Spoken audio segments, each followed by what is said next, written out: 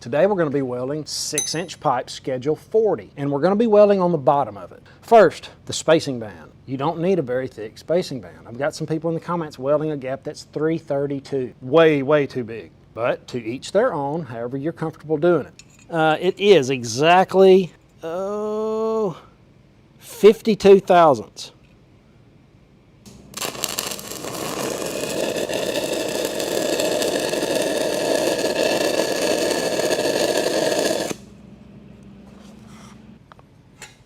So that gap is exactly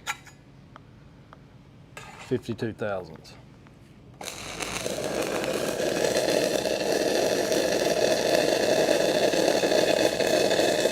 I wanted that gap to be jammed up because that's going to happen to you in the field. I mean, it is tight, but we'll address that right now.